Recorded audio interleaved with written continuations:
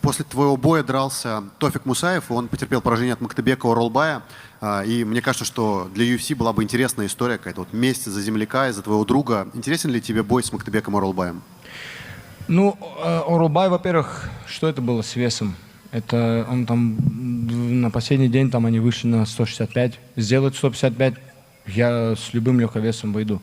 То есть это как бы я в этой игре, чтобы быть лучшим. И кого передо мной поставят, я буду также газовать.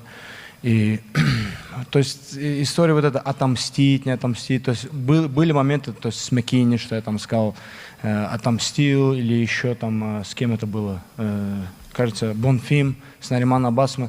Но чтобы сказать, что у меня какая-то злость и отомстить, мы в этом спорте, мы все, у нас у всех одна мечта, поэтому я не буду сидеть говорить, что я там отомстить должен, и у меня миссия теперь в этом спорте, чтобы отомстить за Тофика, за Оролбая. Но, опять же, вот Оролбай выиграл сегодня, у него сколько там, 3-4 победы, у меня 4 победы. Я думаю, мы недалеко от того, чтобы встретиться. Следующим у меня есть другие имена, которые меня интересуют, но я думаю, что рано или позже, я думаю, что Оролбай очень крепкий боец, я думаю, что он будет в топ-10, и дай бог, я тоже буду в топ-10, поэтому рано или позже мы встретимся.